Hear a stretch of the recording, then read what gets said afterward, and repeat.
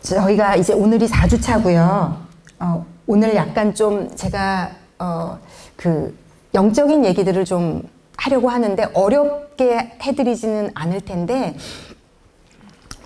이게 여기 다 교회 다니시는 분들이고 지금 안 다니시는 분들 있거든요. 그런데 이제 안 다니시는 분들은 영적인 얘기를 한다 그러면 부담스러울 텐데, 사실 저는 이 원고를 준비하면서 어떤 하나님의 마음이 느껴졌냐면, 교회를 오히려 오래 다니신 분들에게 하나님이 하시고 싶은 얘기가 더 많으신 것 같아요. 우리가 영적으로 하나님을 어떻게 생각하고 있는지, 그래서 어떻게, 왜 교회를 매주 다니는지, 어떤 기도를 하고 있고 말씀을 만약에 읽고 암송하면 왜 하고 있는지에 그 근본이 바뀌지 않으면, 제가 사실은 이제 어머니 학교 한 지가 10년이 넘었고, 그러면서 정말 많은 이메일과 지금도 전화들을 받거든요.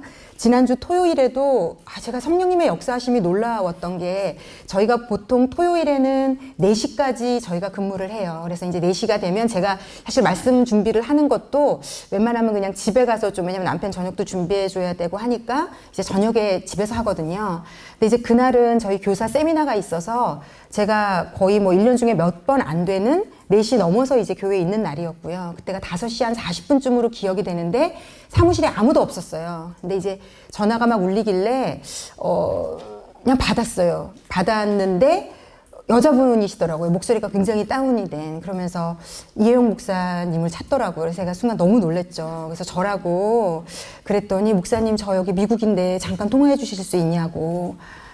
제가 하나님은 놀라운 분이다라는 생각이 들었어요. 그 영혼을 뭔가 위로하고 싶으셨던 것 같아요. 그래서 진짜 막막한, 힘든, 절박한 얘기를 제가 듣고 같이 기도해드리고, 지금 이제 카톡을, 전화번호를 알려드리고 카톡을 열어서 지금 같이 이제 대화 나누고 있거든요. 여튼 여러분이 지금 이곳에 어떤 경로로 어떻게 와 있는지 모르지만, 저를 비롯해서 우리 성김이 한 분까지, 이거는 결코 우연이 아니고 하나님이 그냥 나를 살리시려는, 저는 진심으로 믿어요. 어머니 학교 하시는 이유는 1차적으로는 저를 살리시고 저를 바꾸시고 저를 먹이시려는 하나님의 놀라운 의도를 알기 때문에 이 어머니 학교가 열릴 때마다 저도 최고의 수혜자라고 생각을 합니다. 자, 시작은 좀 우리가 이해하기 쉬운 부분으로 좀 접근을 해서 제가 영적으로 좀 그 정리를 좀 해드리도록 하겠습니다. 어쨌든 우리가 3주 동안 이 얘기 저 얘기 많이 했지만, 아주 간단히 요약을 해드리자면, 내가 나를 있는 모습 그대로 사랑하고 있지 않다. 이걸 아닌데, 난 나 괜찮게 생각하는데, 어떤 분이 저한테 물어보더라고요. 자기는 자기를 너무 좋아한대요. 자기를 너무 아끼고 너무 좋대요. 그래서 오히려 예수를 믿으면서 뭐가 힘든가 하면 겸손해지고 낮아지고 뭐 이게 더 힘들대요. 자기를 너무 아낀대요. 그러니까 이 두 가지를 보건대 문제가 있는 거죠. 그래서 겸손해질 수 없으면 이게 뭔가 something wrong인 거예요. 뭐가 잘못된 자기를 좋아하는 건 거죠. 그래서 나를 진짜로, 그러니까 내가 실수해도 모자라도, 어제 막 화가 났었어도, 어떤 상태여도 내가 나를 인정해 줄 수 있고 괜찮아 할 수 있는가. 근데 저는 이게 제가 성경을 보면서도 우리는 다 불가능한 것 같아요. 100%요. 이 지구상에 한 명도 없습니다.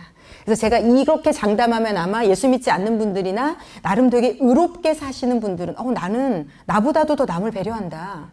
나는 정말로 희생하면서 산다. 요건 제가 좀 나중에 설명드리겠습니다. 하나님이 말씀하시는 선과 우리가 알고 있는 선은 수준차가 너무 심각하게 나요.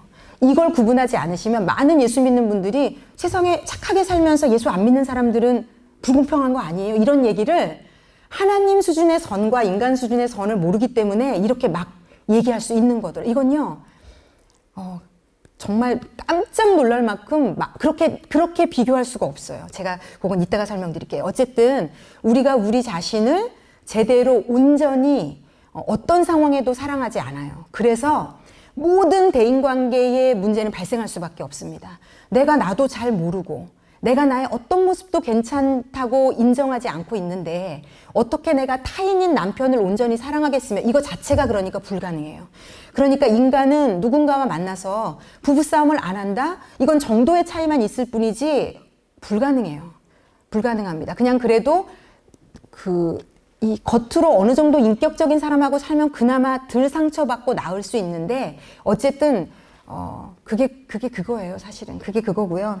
그래서 대인관계의 문제는 반드시 발생하게 돼 있고요. 그런데 우리는 내가 나를 사랑하고 있지 않은지 모르고 나에게 문제가 있는지를 모르기 때문에 모든 대인관계의 문제의 발생은 100% 누구라고 생각하는가 하면 타인이라고 생각해요.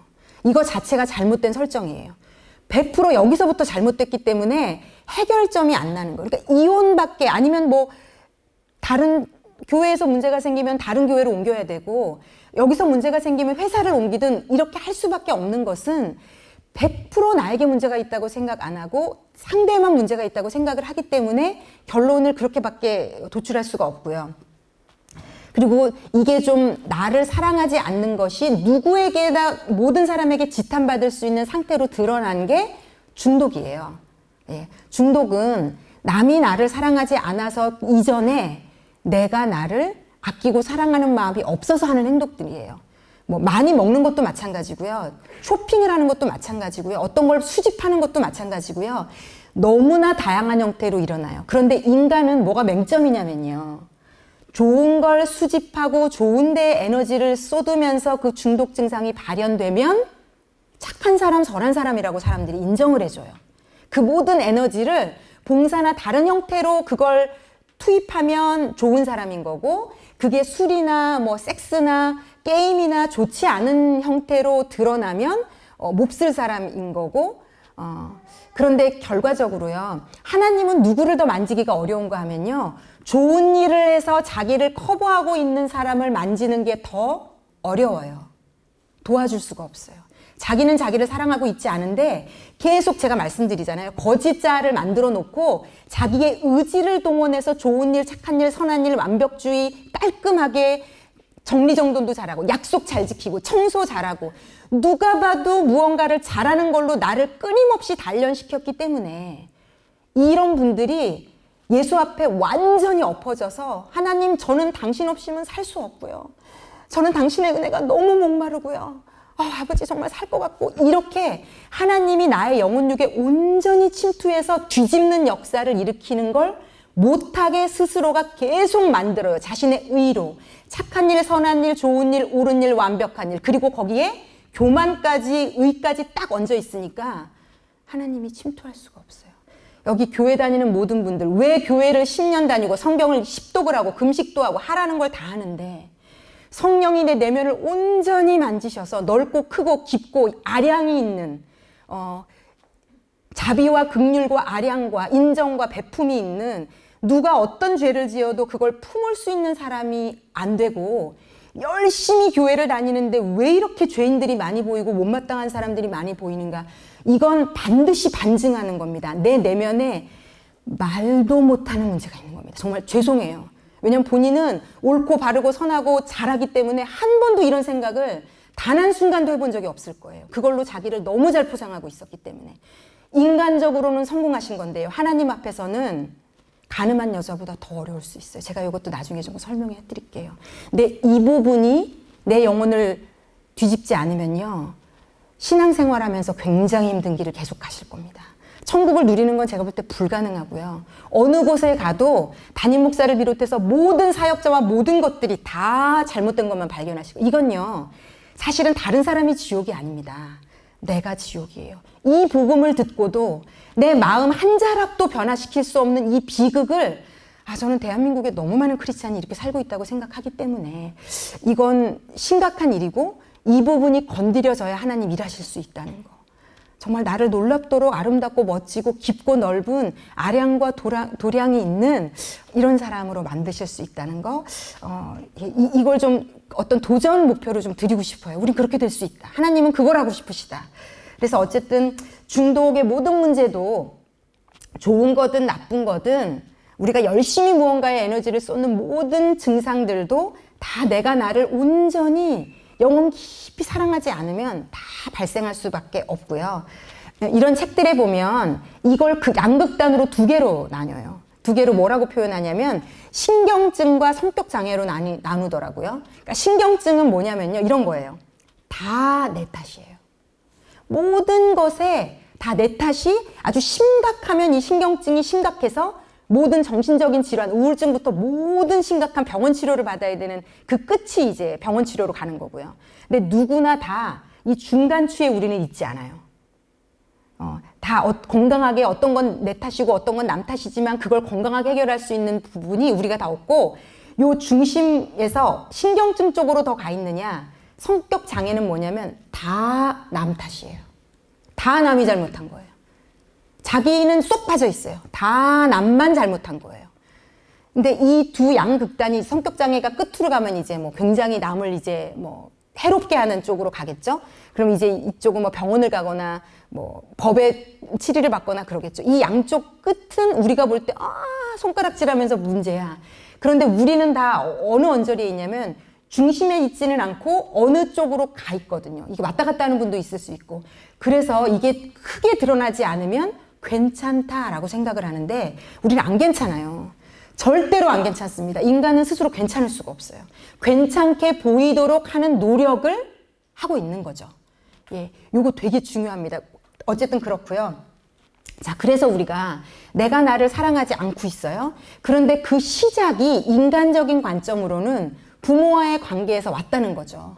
처음부터 내가 응애 태어나서부터 내가 나를 안 사랑했던 건 아닐 테니까 어떤 사건 상황들을 계속 만나면서 내가 나를 싫어하게 된 부분들이 있는데 그 모든 시작점이 부모님과 제일 오래 시간을 보냈으니까 거기서 발생을 했다라는 걸 얘기 드리는 거고, 그래서 그걸 좀 찾아내고 인식할 수 있고, 내가 잘못한 게 아니라 그때 제가 지금 계속 나눠드린 것처럼 엄마의 투사가 있었구나. 어떤 그 정신분석학적인 용어로 엄마가 사실은 자기가 잘못한 건데 나한테 뒤집어 씌운 것도 많아요. 우리도 그러고 있고 우리 부모도 우리한테 그랬어요. 아무리 좋은 부모도. 그러니까 부모를 굉장히 좋은 분으로 기억하고 있는 분들에 대해서도 굉장히 문제가 있다는 얘기를 이 책에도 많이 나와요. 어떤 분이 그렇게 얘기하거든요. 저희 아버지는 너무 자상했어요. 저랑 대화도 잘하고. 그러니까 이분은 아버지와의 좋았던 걸 얘기하면서 우리 아버지는 문제가 없었는데 저는 회사에서 사람들하고 친해지는 게 어렵고 회사에서 왕따를 당한다고 느끼고 사람들하고 어울리는 게 너무 두려워요. 그런데 여러 가지를 분석해 주면서 이 세상의 정신분석 학자도 그 얘기를 해주더라고요. 본인이 아버지의 좋은 점만을 기억하고 있는 건 아니냐고 찔러주더라고요. 제가 말씀드리잖아요. 우리가 그 향상성이나 동일시라는 게 있어서 그건 내가 몰라요. 내 부모가 좋은 분이어야 내가 만족이 되고 내 자신이 부정되지 않으니까 그렇게 설정해 놓은 걸 나는 알 수가 없어요. 우리의 뇌는 계속 왜곡 변형이 일어나기 때문에 내가 10살 때, 5살 때 그 왜곡 변형을 만들어 놓고 그걸 30년, 40년을 믿어왔으면 누군가가 그 설정을 흔드는 것 자체가 불쾌해요. 내가 내 부모가 괜찮았다는데 왜 네가 그게 아니라고 난리야. 그러면 왜 그 밑바닥에 불안이 올라오냐면 그 부모를 부정한다는 건 내가 어떻게 동일시를 했냐면 나를 부정하고 이상한 사람으로 만드는 걸로 내가 느끼고 있기 때문에 절대로 인정할 수 없어요. 제가 극단적인 예 들어드렸잖아요. 치과에 전화해서 당신이 뭔데 잇몸 웃느라면서 우리 엄마 아빠 얘기를 하냐. 우리 엄마 아빠 봤냐 당신이. 이렇게 그러니까 극단으로 가면, 그러니까 우리는 극단으로 간 건 이상하다고 생각해요. 저 사람 이상해. 그런데 우리가 더 문제일 수 있는 거는 우리는 극단이 아니기 때문에 괜찮다라고 포장을 하고 있는 게 더 하나님도 어려우신 거예요. 그래서 여러분 생각해 보세요. 예수님이 이 땅에 오셨을 때 맹인, 장애인, 거지, 온갖 문제 있는 사람만 만나주실 수밖에 없었던 이유가 있어요. 그 사람들은요, 자기가 아는 거예요. 누가 봐도 문제가 있는지. 사람들도 10명이면 10명 다 너 왜 이렇게 병 걸렸어? 너 문제가 있는 거야 라고 얘기해줘서 남도 알고 나도 알아요. 나는 문제가 있다. 그러니까 예수님이 와서 도와줄 수가 있는 거예요. 그런데 우리 특히 교회 오래 다니고 좀 바르게 사는 분들은 뭐가 문제냐면 나는 문제가 없다. 내가 보니 저 집사가 문제고 저 권사가 문제고 우리 목사님도 요즘 이상한 것 같고 다 돌아가면서 그 대상이 계속 한번 냉정히 분석을 해보세요. 이렇게 똑바로 완벽주의를 사시는 분들 분석을 해보세요. 1년을 분석할 때 사람이 바뀌지 계속 누군가가 잘못하고 있어요. 그런데 이게 예수가 온전히 내면을 치유하고 회복한 사람은요, 똑같은 잘못을 하는 사람이 있는데 10명이 그 중에 5명 정도가 그 사람의 잘못임에도 불구하고 내가 괜찮을 수 있는 거예요, 여러분. 이게요, 예수를 믿는 신비예요. 예수를 믿으면 더 완벽주의자가 되는 게 아니에요. 그래서 이렇게 접근하시죠. 어머, 목사인데 어떻게 저런 실수를 해? 목사는 사람이거든요. 실수를 당연히 합니다. 그런데 예수를 믿는다는 건 누군가의 실수를 받아들이는 관점이 달라지는 거예요. 관점이 달라지는 거예요. 이게 저는 이걸 병에서 암에서 고쳐난 것보다 더 놀라운 기적이자 이적이라고 저는 생각해요. 사람이 누군가를 품을 수 있다는 건요, 스스로 할 수 없어요. 아시잖아요. 내가 내 새끼도 온전히 품는 게 어려우신 거 알잖아요. 걔가 예쁜 짓 할 땐 예쁘지만 남편 닮은 짓 하거나 뭐 나쁜 짓 하거나 이럴 때 밉잖아요. 예. 그래서 인간은 어쨌든 그 부모를 통해서 우리가 언제부터 내가 나를 미워하게 됐는지를 계속 찾아드렸던 거고요. 3주차까지. 네. 그래서 거짓자를 만들고 내가 나를 안 좋아하니까 끊임없이 포장을 하고 그 거짓자를 만족해하고 좋아하고 이게 이제 커지면 교만이라는 형태로 드러나요. 제가 굉장히 교만했거든요. 그리고 교만은 누구나 우리가 죄성이 있기 때문에 왔다 갔다 해요. 근데 이 교만이라는 게 내 내면이 얼마나 부실하고 내가 얼마나 나를 건강하게 사랑하고 있지 않은지를 나타내는 반증이에요. 그래서 내가 누가 칭찬하면 무언가 약간 기분이 달라지고 우쭐하게 되고 그걸 과시하게 된다. 심각한 내면의 문제가 있으신 거예요. 심각한. 특히 나를 사랑하는 부분에 있어서. 왜냐하면 자아가 건강한 사람은요, 누가 막 띄운다고 내가 되게 괜찮아졌나 봐라고 생각하지 않고요. 누가 나를 밟는다고 내가 되게 이상한 사람인가로 왔다 갔다 하지 않아요. 왜냐하면 그게 나를 좌지우지하지 않는다는 걸 본인이 알고 있기 때문에. 근데 이런 사람이 거의 없는 게 문제라는 거죠. 그렇지 않기 때문에 우리가 누군가가 나를 막 칭찬해주고 예쁘다고 하고 막 어떤 내가 한 능력에 대해서 막 집중을 해주면 굉장히 교만해져요. 심지어는 내 자식이 공부를 잘하고 남들보다 무언가가 낫다는 걸로도 교만해져요. 우리 1세 미만의 조가 한 조 있는데 이게 뭐라고 애가 남들보다 빨리 걸어도 여기 딱 뭐가 얹어져요. 지금 고테이블 외의 엄마들은 굉장히 우습잖아요. 내 애가 지금 12살이야. 근데 얘가 7세 때 걸었어. 막 이런 거 자랑하죠. 우리 애는 기지도 않고 걸었어요. 이게 자랑일 때는요. 진짜 요만할 때는 이거 어디 가서 지금 애가 중학생이야. 이런 자랑하면 남들이 미친 거 아니야? 다 걷는데. 그래서 걔가 16개월에 걸었든 4개월에 걸었든 그게 무슨 상관이니? 지금 얘가 공부도 못하더라고. 근데 걔는 4개월에 걸었는데. 막 이게요. 그러니까 우리는 다 이 수준인 거예요. 그러니까 하나님 볼 때 그게 뭐 자랑이니 너는? 근데 이게 내면이 건강하지 않고 자기가 자기를 사랑하지 않고 자기가 괜찮다는 인식이 없으면 뭐 하나 괜찮은 게 생기면 막 그게 나를 좌지우지하는 거예요. 그러니까 그런 분들은 역으로 내가 12개월이 됐는데 안 걸어. 미치는 거죠, 완전히. 자존감 바닥이고 세상에서 제일 불행한 사람 같고 내 점수가 세상에서 제일 뒤에 있는 것 같은 아이의 성적 하나, 아이의 누군가에게 칭찬받는 것 하나, 유치원에서 전화 오는 것 하나가 나의 삶을 막 기쁨과 천국과 지옥을 왔다 갔다 하게 하는 것 자체가 내가 건강하지 않다는 증거예요. 정상적이지 않다는 증거예요. 남편의 직장이 어딘지, 내가 아파트 몇 평에 사는지, 자동차를 뭘 타고 다니는지, 내가 어떤 학벌이 뭔지, 이런 모든 것이 나의 상태를 왔다 갔다 하게 한다면 나는 건강하지 않은 겁니다. 그런데 예수를 믿는다는 건 하나님은 이 부분의 문제를 우리에게 해결을 해주고 싶으신 건데 우리는 하나님 얘가 빨리 걷게 해주세요. 그러니까 관심이 없어요. 내가 내 내면이 어떻든지가 중요하지 않아요. 내 겉을 도와달라예요. 그래서 여러분에게 하나님은 되게 나를 도와주지 않는 분, 내가 아무리 기도해도 들어주지 않는 분, 이상한 분, 어떻게 비율을 맞춰야 되는지 잘 모르겠는 분, 하나님이 되게 어려운 분들이 있을 거예요. 하나님은 수호신이 아닙니다, 여러분. 하나님은 점집의 점장이가 아니고 수호신이 아니고 그냥 이 세상에 내가 어려울 때 잠깐 나타나서 전능한 능력을 발휘하고 떠나는 이런 존재가 절대로 아니고요. 하나님이 이런 존재였으면 좋겠다고 여기시는 분들은 정말 제가 죄송하지만 자꾸 얘기하지만 다른 종교를 찾아보셔야 돼요. 우리 하나님은 그런 수호신과 어떤 그 램프의 요정 진이라든지 도깨비 방망이가 돼주고 싶은 마음이 전혀 없으세요.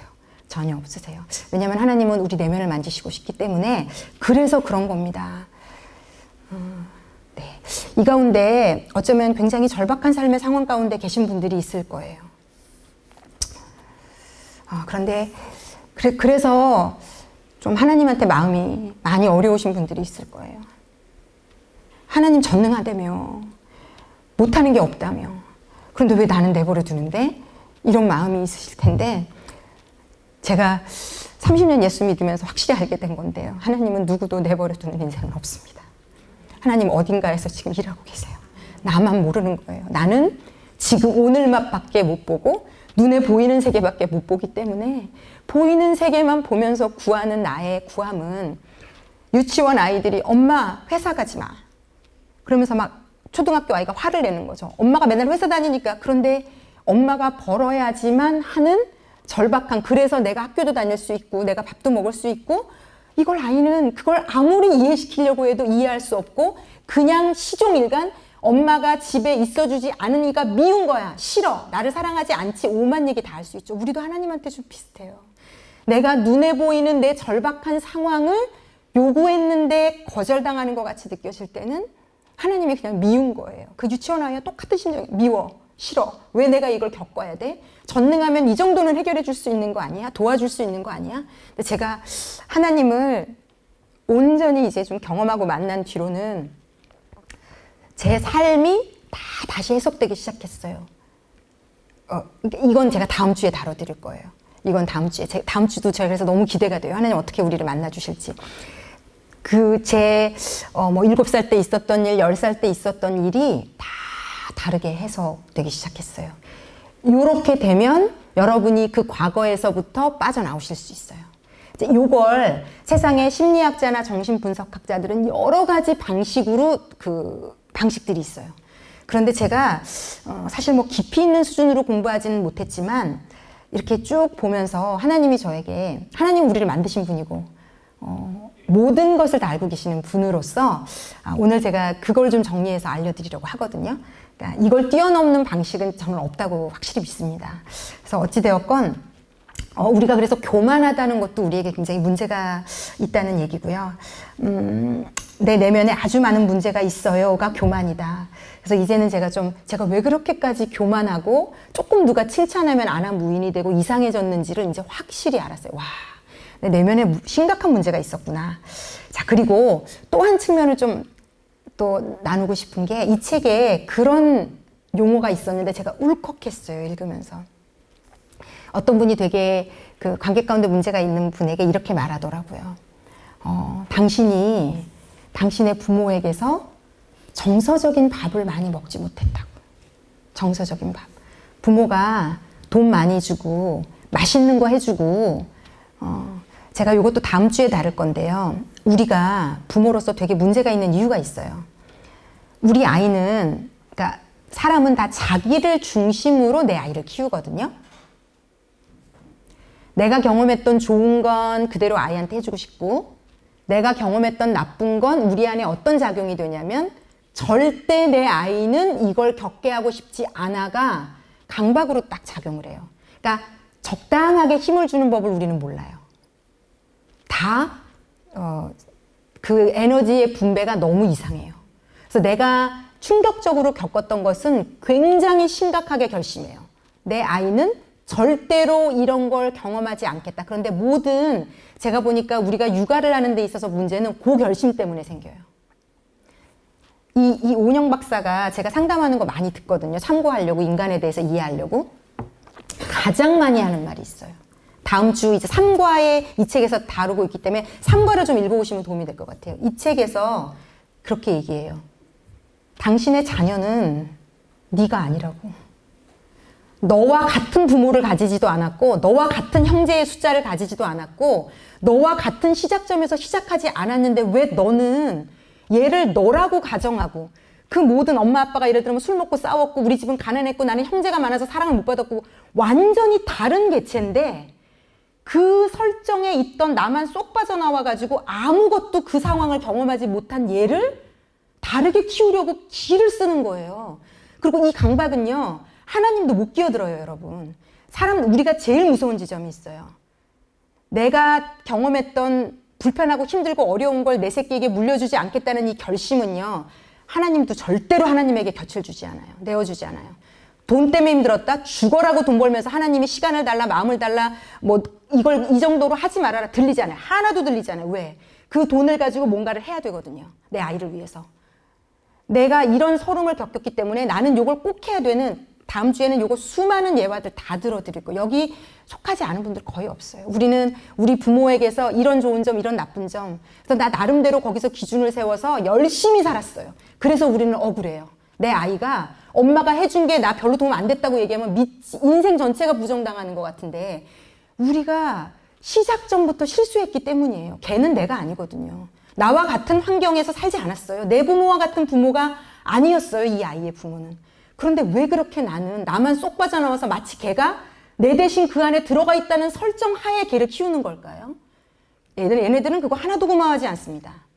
나만큼 절대로 고마워하지 않아요. 그래서 서운까지 해요. 나는 그 상황에서 요만큼만 해줬으면 고마워서 미쳤을 텐데, 너무 좋아했을 텐데 왜 얘는 그걸 모르지? 당연히 모르죠. 걔는 여기서 살지 않았는데 나만 여기서 살았고 나만 여기서 절박했고 나만 여기서 미칠 듯이 괴로웠지 얘네들은 그렇지 않아요.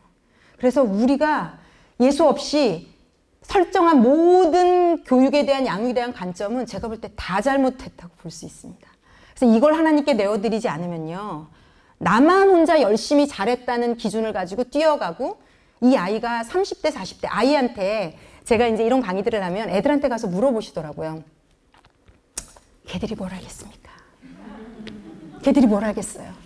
그리고 엄마가 그렇게 물어보는데 누가 진짜 엄마는 이상한 엄마 이렇게 말할 수 있는 아이가 지구상에 몇 명이나 되겠습니까? 저는 한 명도 없다고 확신하거든요. 특히 나이가 30, 40대 이상이 돼서 내 새끼를 낳아보고 나서야 간신히 알 수 있을 수 있고요. 아니면 일생 이 책에 나오는 사람처럼 나한텐 계속 문제가 드러나는데 우리 부모님은 되게 괜찮았는데요? 라고 생각하고 있을 수도 있기 때문에 아이들에게 아무리 물어봐도 그 아이의 대답으로 만족을 얻고 싶으신 건데 너무 물어보신다는 분을 제가 많이 얘기를 듣거든요. 근데 아이들은 우리에게 엄마가 좀 이상하게 하니? 정답을 얘기할 수 없어요. 얘네들은 동일시도 일어났고 항상성도 일어났고 특히 어리기 때문에 사람의 군상도 경험한 것도 없기 때문에 그 답을 알 수 있으면 문제가 없는 애인 거죠. 엄마가 뭐가 이상하고 내가 어떤 이상함이 있는 걸 알 수 있다면 걔는 이미 대단한 아이인 거죠. 그러니까 모릅니다. 알 수가 없습니다. 나도 나를 모르는데 걔가 어떻게 알겠어요. 모르고 있다는 거.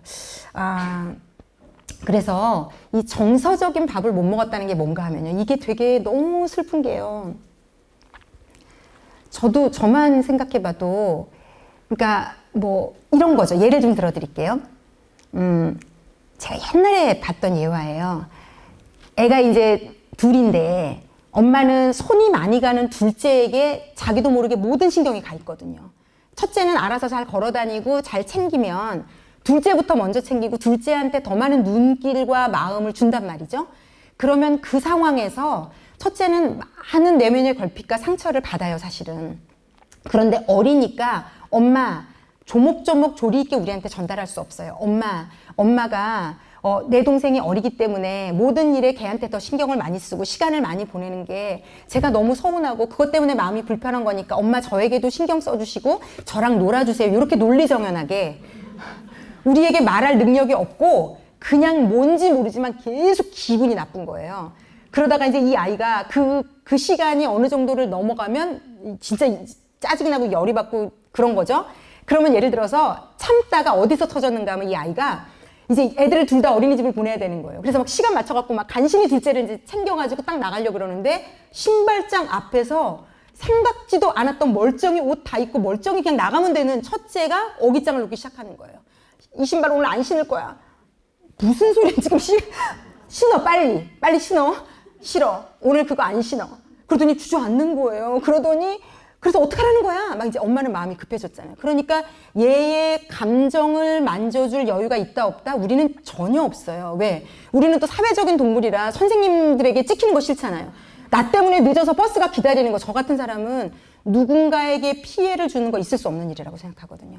나 때문에 누군가가 피해를 입는다? 정말 죽는 것만큼 싫거든요. 제가 어느 정도까지 싫으냐면요. 만약에 그래서 얘 때문에 시간을 2, 3분 늦죠. 그럼 저는 어떻게 하는 스타일이냐면 유치원 안 보냅니다. 나 때문에 누군가가 불편을 겪는 게 세상 제일 끔찍하기 싫어요. 굉장히 문제가 있는 거예요. 굉장히 문제가 있는 거예요.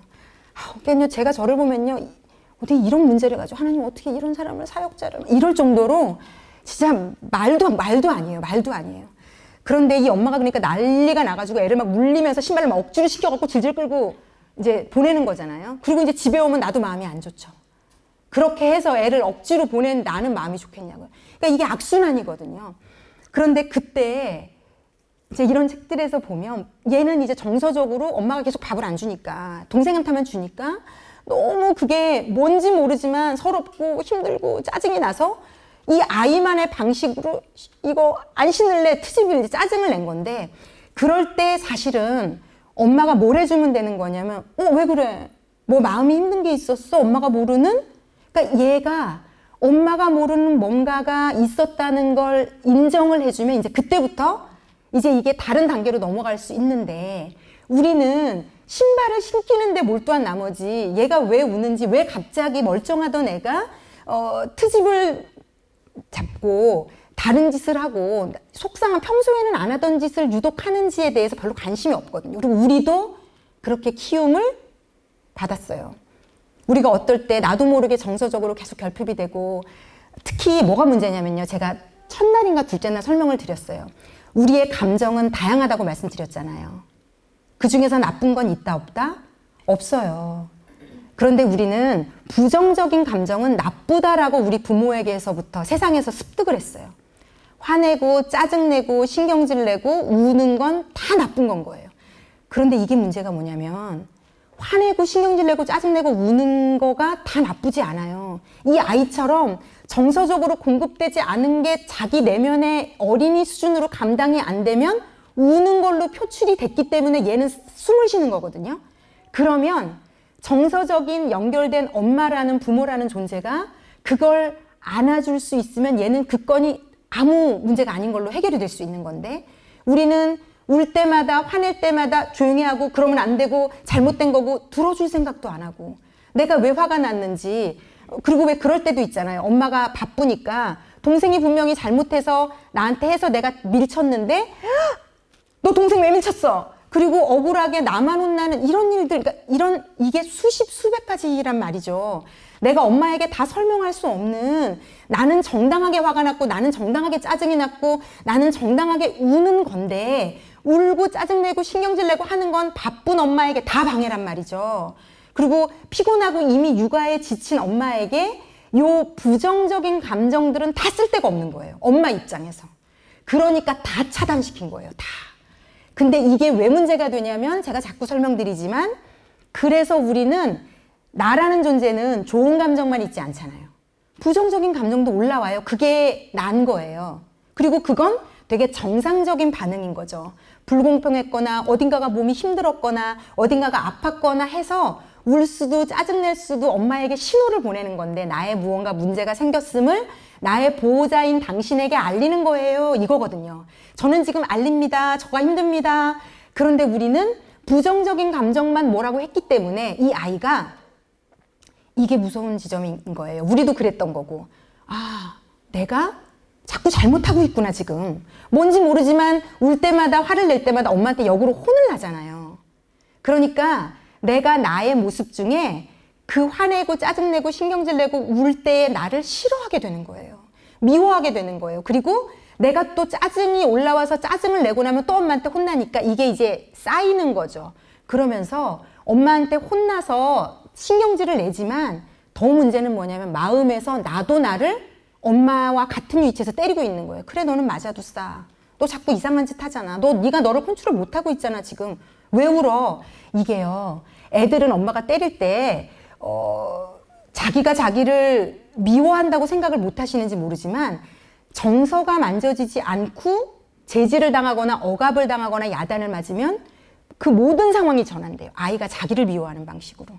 그래서 어른이 돼서도요, 사람은 그렇대요. 화가 막 올라오면 특히 왜 완벽주의가 있고 내성적인 스타일의 사람들은요, 화가 올라오면 바로 딱 눌러요. 그리고 인격적으로나 성격적으로 그게 되는 거죠. 누르는 게. 그러니까 분노 조절이 안 되는 분들은 그게 겉으로 나오는 거고요. 이게 완벽주의고 나름의 그 자신의 강력한 에너지로 그걸 누를 수 있는 분들은 근데 왜 누르냐가 문제인 거죠. 왜 누르냐면 그게 너 지금 화 잠깐 올라오지 마. 화 나는 건 무조건 나쁜 거야로 돼 있고 화를 날 때마다 자기를 미워하니까 그거를 막는 거거든요. 이거가 되게 심각한 문제더라고요. 이게 여러분이 여러분 스스로를 미워하고 있는 가장 주범이에요. 여러분의 부정적인 감정에 여러분이 너그럽지 않아요. 우리가 다 그래요. 세상은 그리고 우리 부모는 우리 부모의 부모는 그 부모의 부모도 힘들고 지치고 어려우니까 아이들의 부정적인 감정을 받아줄 여력이 없어서 다 야단치고 혼내고 누르는 거 기다려봐 나중에 어떤 식으로든지 받아주지 않았어요. 정서적인 밥이 인간은 근데 필요하거든요. 그랬어? 왜 울었어? 아유 그래서 화났구나. 그냥 안아주면 얘는 그냥 엄마 앞에서 서럽게 한번 울고 나면 끝인 거예요. 그러니까 이렇게 해결할 수 있는 걸 우리는 키우고 쌓고 아이가 스스로를 미워하게 만들고 열심히 뭔가를 해서 엄마한테 주면서 그 칭찬을 갈구하게 그 정서적 밥을 애들이 불쌍한 게 그런 거죠. 엄마가 원하는 방식을 잘했을 때만 받을 수 있다고 알고 있는 거예요. 그러니까 거짓말을 안 만들 수가 없어요. 왜? 그렇게 할 때만 엄마가 칭찬하니까. 어머 오늘은 우리 첫째 너무 기특하네. 동생을 잘 봐줬네. 그러니까 엄마 없을 때 발로 차는 거예요. 왜냐면 우리 엄마는 나를 알아주진 않거든요. 얘 때문에 내가 얼마나 희생을 당하는지, 내가 얼마나 마음이 어려운지, 내가 힘든지는 전혀 모르고 잘할 때는 칭찬을 해주니까 가식화가 이루어지기 시작하는 거예요. 우리는 그래서 일면 다 가식적이에요. 잘할 때만 칭찬을 받아왔기 때문에. 그리고 못할 때는 과도한 야단을 맞았어요. 그리고 너무 정당할 때도 쉽게 말하면 야단을 맞고 눌렀기 때문에 내가 나를 사랑하지 않는 습관과 훈련이 너무 강력하게 돼 있어요. 그래서 이 완벽주의면서 내성적이라서 자기 컨트롤이 완벽한 분들이 어떻게 보면 하나님이 진짜로 찐으로 내면을 만드는 게 어려워요. 왜요? 나 잘하고 있잖아요. 뭐가 문제로? 자꾸 하나님께 자기도 모르게 접근을 하거든요. 그래서 이런 일들이 너무 많다는 거. 그래서 이 책의 예화를 하나만 더 다뤄드릴게요. 150쪽을 한번 보시면 책 가져오신 분들 안 가져오셨으면 옆에 분들이랑 같이 보셔도 돼요. 150쪽입니다. 150쪽에 우리 지금 제가 나눈 게 굉장히 감정의 밥을 정서적 밥을 못 먹은 거에 대한 재미있는 예화가 나와요. 여기서 위에서 하나 둘 셋 넷 다섯 여섯 하나 둘 셋 넷 다섯 줄부터 제가 읽어볼게요.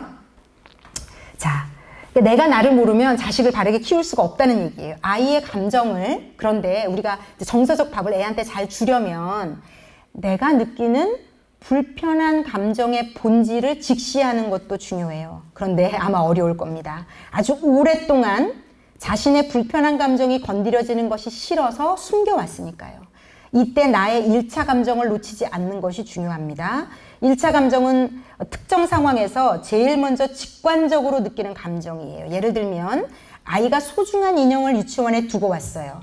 당장 유치원에 가서 인형을 찾아오자고 합니다. 지금은 밤 9시. 유치원 문이 닫혀서 찾으러 갈 수 없다고 했어요. 아이는 울음을 터뜨립니다. 엄마는 안쓰러운 마음에 열심히 달랬어요. 그런데 30분을 달래도 소용이 없습니다. 갑자기 화가 치밀어요. 누가 가져가라고 했어? 소중한 것이면 네가 잘 챙겼어야지. 네가 놓고 와서 왜 난리야 막 이렇게 되는 거죠. 엄마는 꽥 소리를 지르고 말았습니다. 분명 엄마는 아이가 안쓰러웠어요.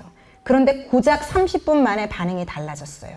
아이가 계속 울자 엄마 안에는 안타까움 이외의 많은 감정들이 건드려졌고 그게 일어났고 감정이 많아지자 엄마는 그 감정들을 다 감당해낼 수 없어 마음이 불편해집니다. 그러다 자신의 1차 감정이 무엇인지를 잊은 거예요. 결국 감정은 재기를 잃고 첫 마음과는 다른 반응이 나오게 됩니다. 우리 감정은 자주 길을 잃어요. 걱정으로 시작해서 화로 끝나는 경우가 많습니다. 우리는 유난히 불편한 감정에 취약해요. 아이의 불편한 감정도 나의 불편한 감정도 너무 부담스러워합니다. 그래서 불편한 감정이 생기면 이 감정의 본질을 직시하고 놓치지 않으려는 노력을 애써서 해야 해요. 자, 그런데 이게요, 말은 너무 괜찮죠. 근데 이게 과연 가능할까요? 애가 30분을 우는데 저 똑같이 반응했을 것 같아요. 처음에는 달랬을 것 같은데 30분 딱 넘으면 애한테로 모든 걸 다 그러니까 투사하는 거죠. 걔한테 다 떠미는 거죠. 네가 놔두고 왔잖아. 네가 잘못한 거야. 그래서 아이의 마음에는 그래, 다 내가 문제야만 남을 수 있게끔 우리가 마무리를 꼭 하죠. 왜냐하면 우리가 불편한 감정들이 내 안에 있을 때 이 복잡하고 불편한 감정들을 맞닥뜨렸을 때 어떻게 잘 다루는지를 제가 보니까 전혀 못 배웠더라고요. 누구에게도 못 배웠어요, 이거는. 그러니까 우리는 불편한 감정들을 누르려다 보니 그게 화로 전환이 되는 거예요. 그래서 화가 나는 거예요. 내가 만약에 불편한 나의 감정도 아이의 감정도 편안하게 받아들일 수 있으면 이게 여러 가지 상황들이 이루어질 수 있는데 애가 속상한 것도 내가 화가 나는 거예요. 그래서 내 마음은 진짜 내 아이를 사랑하는 거고 걔가 유치원에서 인형을 못 가지고 온 게 마음이 아픈데 그걸로만 표현을 할 수 없고 그게 다 전환이 돼요, 화로.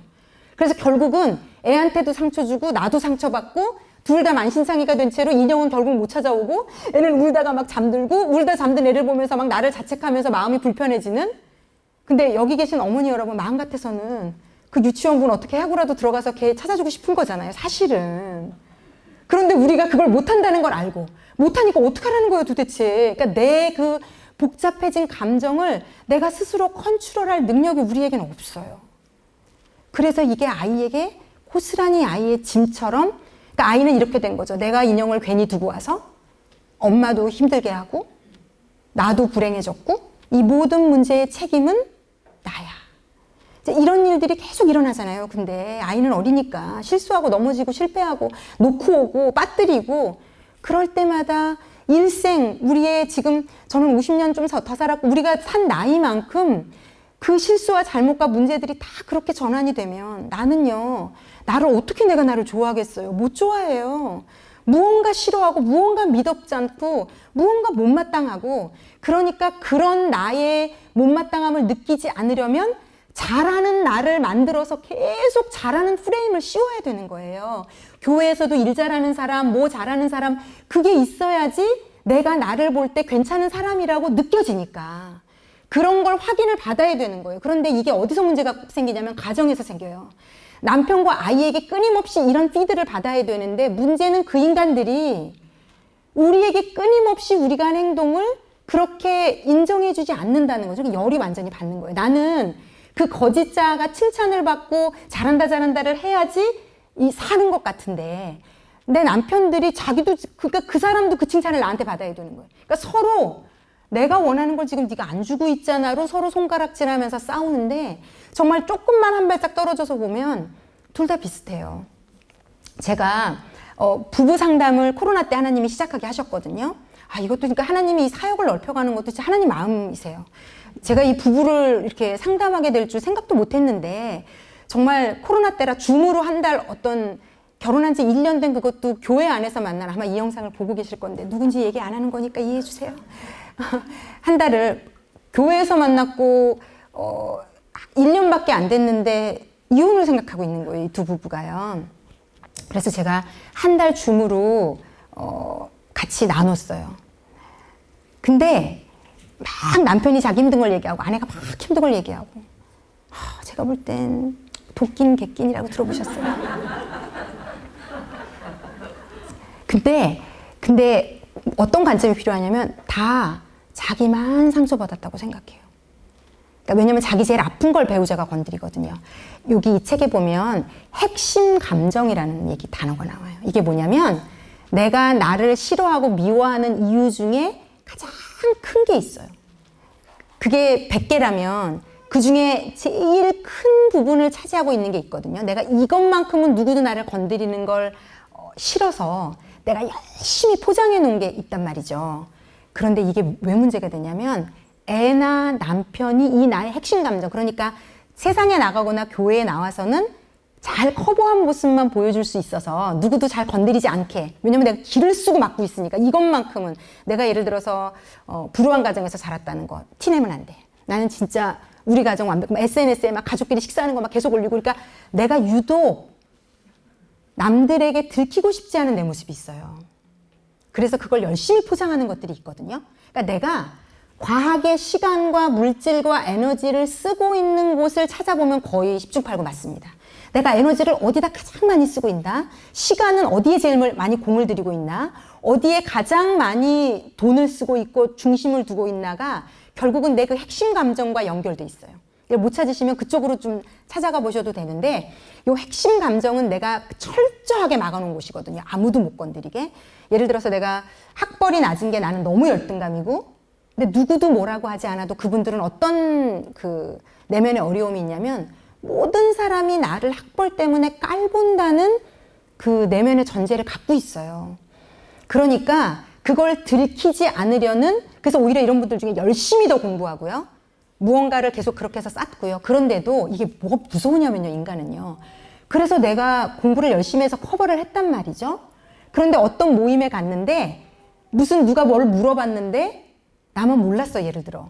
그러면 아무도 그걸 뭐라고 안 하고 누가 봐도 내가 괜찮다고 사람들은 알고 있지만 나 혼자 미치는 거예요. 다시 그 열등감 안으로 들어가서 혼자서 막 헤매고 다닐 수 있어서 이게 우리의 내면이 이제 제가 바로 이제 영적인 거 설명해 드릴 텐데 우리의 내면이 영적으로 치유와 회복이 일어나지 않으면요. 계속 이런 그 상황으로 계속 들어간다고 보시면 돼요. 나의 핵심 감정이 치유받지 않으면 이게 악순환이 돼요. 그래서 이 핵심 감정을 제일 많이 건드리는 게 만약에 남편이다 그러면 같이 살 수가 없는 거예요. 왜? 얘 때문에 내가 죽을 것 같거든요. 너 만나고 내 인생이 다 잘못됐어. 너 때문이야. 나는 원래 이런 사람이 아니야. 근데 제가 되게 재밌는 결정을 내려드리면 걔 때문이 아니라 사실 나 때문이거든요. 너 만나고 내가 이렇게 아니 원래 내가 그래서 이렇게 얘 때문에 이게 일을 알게 된 거예요. 그러니까 우리가 지금까지 결혼하기 전까지는 요리조리 내 핵심 감정이 건드려질 만한 모든 상황을 피해오셨을 거예요. 한번 돌아보시면 돼요. 저는요 진짜 최선을 다해 피해왔거든요. 내가 못하는 거, 잘 못하는 거 아예 시작도 안 하고 했다가 못할 것 같으면 착 치고 빠지고요. 잘하는 것만 아주 그냥 기를 쓰고 열심히 하고요. 칭찬을 받던 것도 누군가가 그거를 약간 다르게 해석하면요. 거기서 싹 빠져나와서 다른 거 하고 막 이랬어요. 이게, 진짜요? 어떻게 예수 없이 저는 살았을지 진짜 지금 이 나이에 정말 어마무시하게 이상한 사람이 돼 있었을 거예요. 아마 너무 끔찍해요. 생각만 해도. 근데 어찌되었건 그렇게 제가 바로 요전에 무슨 얘기했죠, 여러분? 네? 네네. 그러니까 이 핵심 감정이 계속 우리는 도망 다녔는데 배우자나 특히 아이가요, 우리 핵심 감정을 건드려요. 이 책에 보면 되게 재밌는 예화가 나와요. 이 엄마는 친정 엄마가 쉽게 말하면 일자무식인 거예요. 그래서 엄마가 막 소리 지르고 막 무대뽀로 막 하는 게 너무 상처고 너무 싫고 너무 끔찍했던 거예요. 그런데 이제 본인도, 그러니까 본인이 그렇게 느끼는 거예요. 본인이 스스로를 이제 고등학교만 나오셨나 봐요. 그런데 고등학교 밖에 못 나온 난 거예요.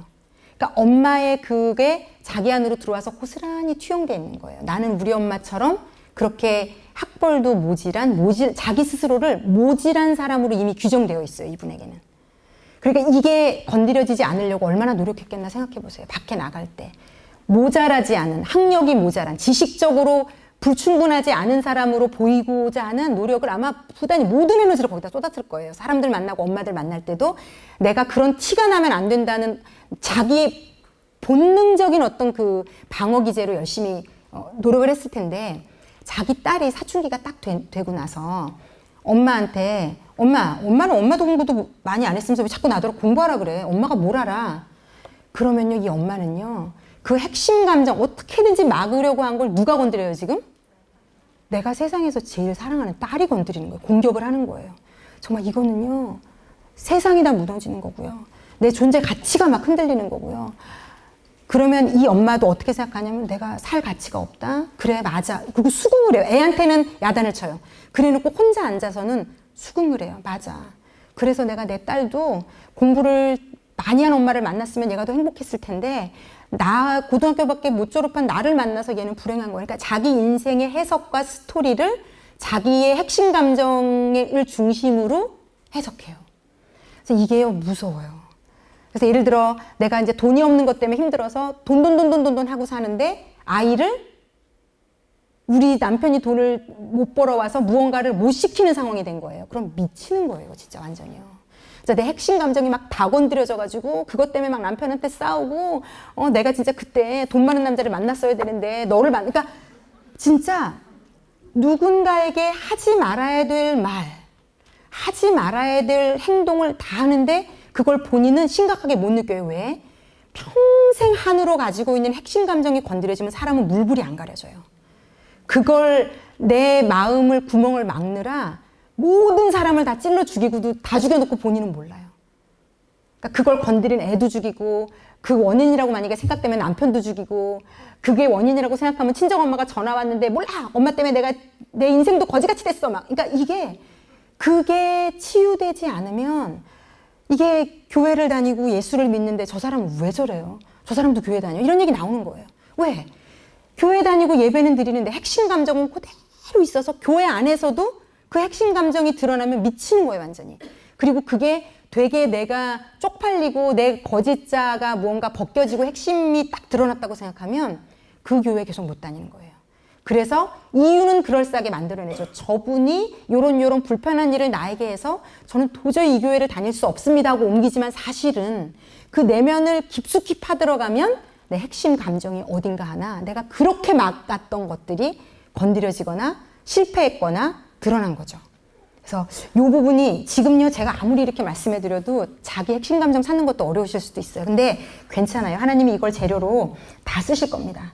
그래서 어쨌든 그래서 이런 형태로 우리가 사느라 감정의 밥을 제대로 먹어본 적이 없다.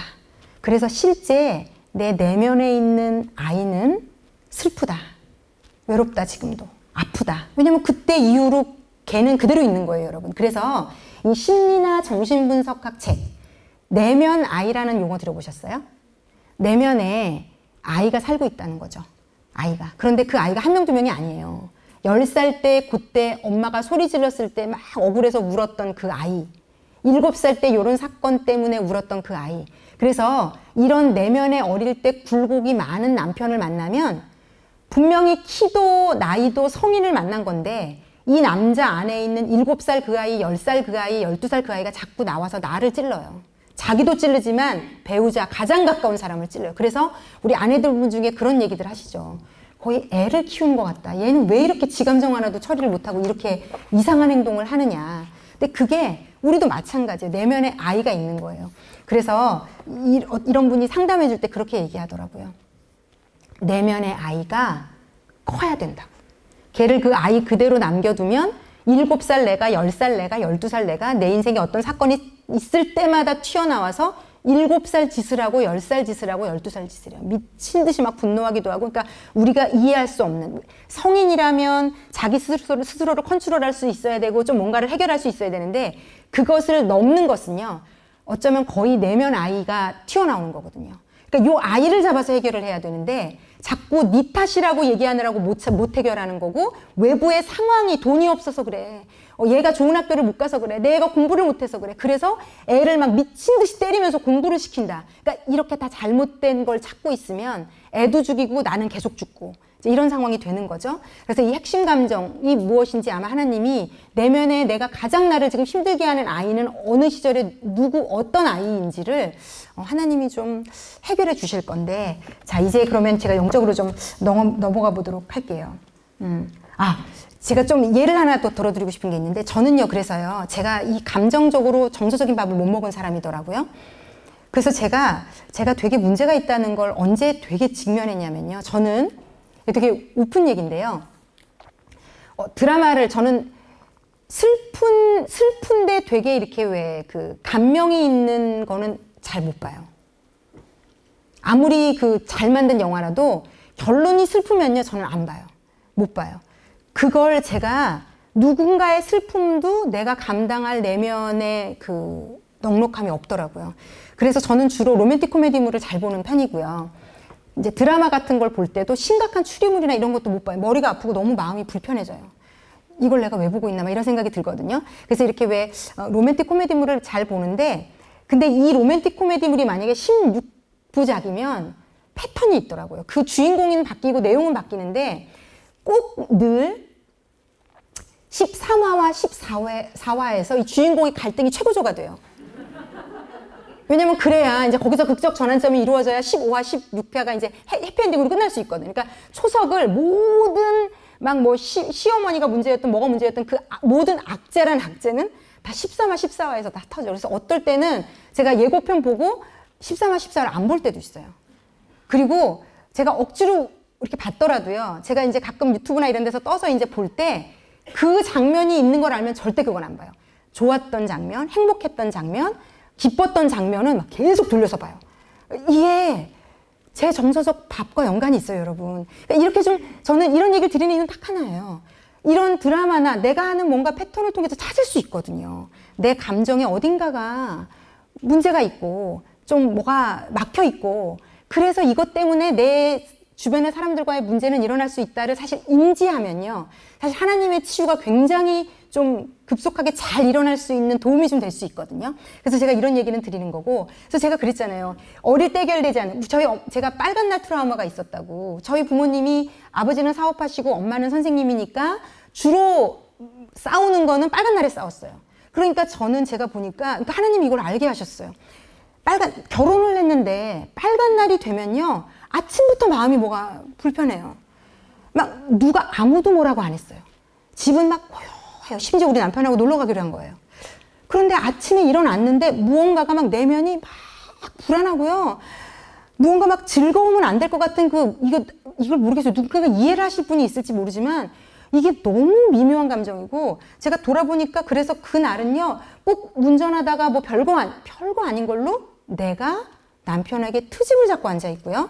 어디 가서 뭘 먹다가도 이건 맛없어. 내가 그러니까 이거 먹지. 그러니까 뭐라도 트집을 잡고요. 그래서 오히려 싸우고 나면 마음이 안정감으로 돌아서요.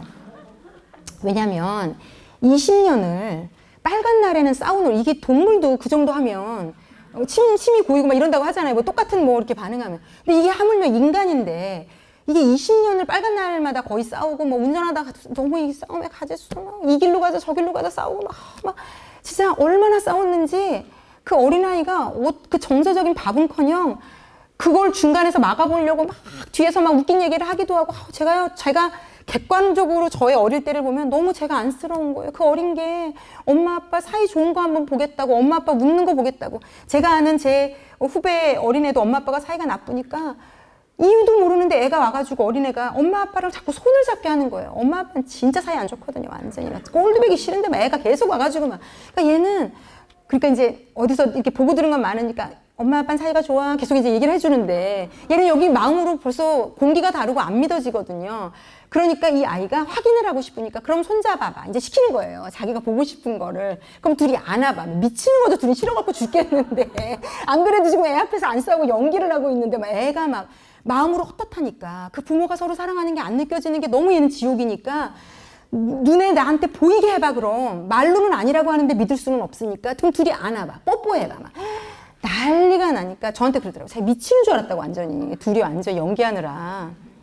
그러니까 이런 것들이 아이들에게는요, 아이는 알거든요. 그러니까 제가 그러고 살았으니 내가 내 내면과 감정을 돌볼 여유가 있었겠냐고요. 그러니까 그 20년이 습득이 돼서 지금 1997년에 결혼해서 사는 나의 삶에 그때 내가 경험했던 게 살고 있더라고요. 이게 너무 끔찍한 거더라고요. 나는 우리 엄마 아빠 같이 살기 싫었고, 우리 엄마 아빠가 싫었고, 그렇게 싸우는 것도 싫었는데, 더 끔찍한 건 그때의 상처와 어려움과 내면의 핵심 감정들이 살아서 내 가정을 깨뜨리고 있는데 나는 그것도 모르고 있고. 저 이거 예수 믿고도 하나님이 찾아내게 하신 거예요. 정말 하나님이 다 알게 하셨어요. 낱낱이. 아직도 더 있을 수도 있어요. 그런데 이것들을 찾으면서 제가 지금은 빨간 날 우리 남편하고 안 싸우거든요. 그러니까 빨간 날인지 평일인지 이제는 구분이 안 가요. 예전에는 구분이 갔어요. 심장의 무언가가 달라요. 이 감정의 기저가 달라요. 근데 이제는 전혀 못 느끼는 상태가 된 거죠. 이제 이렇게 예수를 믿는다는 건요, 여러분. 이런 치유와 회복이 일어나서 그때 얘기를 해도 그 20년이 아무렇지도 않아지는 게 예수 믿는 거예요. 또 제가 말씀드리지만 병이 낫는 것만 기적이 아니에요. 병이 나도 병 걸린 것보다 더 지옥을 우리는 이 핵심 감정과 내면이 만져지지 않으면 나도 지옥, 남편도 지옥, 애도 지옥을 살 수 있는 거예요. 그래서 하나님이 볼 때는요, 이 질병보다 더 중요한 거라고 저는 생각하고요. 이게 성경에 계속 나와요. 성경에 뭐라고 되어 있냐면, 제가 이제 말씀으로 좀 연결해서 알려드릴게요. 예레미야 17장 9절인데요. 다 함께 읽겠습니다. 시작. 만물보다 거짓되고 심히 부패한 것은 마음이라. 누가 능히 이를 알리오마는. 자, 여러분, 이 예레미야서는 거의 2, 3천 년 전에 쓰여진, 쉽게 말하면 뭐 청동기 시대를 좀 지나서, 그러니까 문명이라고는 없던 시대에 하나님의 말씀이거든요. 근데 하나님이요, 우리를 만들고 이 세상을 만든 분이라 이런 얘기를 성경에 실으실 수 있는 거예요. 사람 마음이 완전 다 부패했거든요. 원죄를 지은 아담과 하와 이후로 우리는 우리 마음이 건강하지 않아요. 다 썩어 있어요. 제가 그래서 어떻게 썩어 있는지 설명드렸잖아요. 내 부모에게서 물려받은 그 모든 죄성들 때문에 이미 내 내면은 만신창인 거거든요. 그런데 이걸 돈으로, 외모로, 어떤 좋은 것들로 커버해 보려고. 그런데 하나님은 딱질러 말씀하시는 거예요. 너희가 왜 불행하냐면 겉에 보이는 뭐가 없어서 그런 게 아니고 마음이 부패했기 때문에 힘든 거야. 그리고 누가 능히 이를 알리오마는 우리가 아무도 몰라요. 내 마음이 얼마나 부패했는지. 자, 그 다음 구절 보여주세요. 이것도 잠언에 이런 말씀이 있어요. 우리 다 아는 말씀인데 한번 읽어볼게요. 모든 지킬 만한 것 중에 더욱 내 마음을 지키라. 생명의 근원이 이에서 남이니라. 자, 여러분, 지금 제가 4일 동안 설명한 거예요. 마음을 찾아내지 않으면, 내 마음이 왜 지켜지지 않는지를 볼 수 없으면요, 생명의 근원이 여기서 나기 때문에 우리는 우리 삶을, 가정을 고칠 수가 없어요. 내 마음을 내가 컨트롤할 수 있어야 사는 건데, 자, 그러면 우리에게 다 질문이 생길 거예요. 그럼 내 마음은 어떻게 도대체 알겠어요?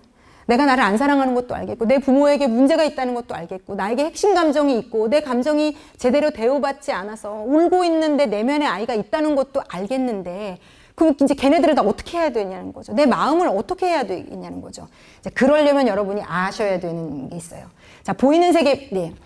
여기서부터 시작하셔야 돼요. 우리 예수 믿는 분들. 특히 예수 믿지 않는 분들도 이제부터 잘 들어보세요. 제가 이상한 얘기 하지 않습니다. 여러분을 세뇌시켜서 교회를 다니고, 제가 그런 얘기 많이 들었어요.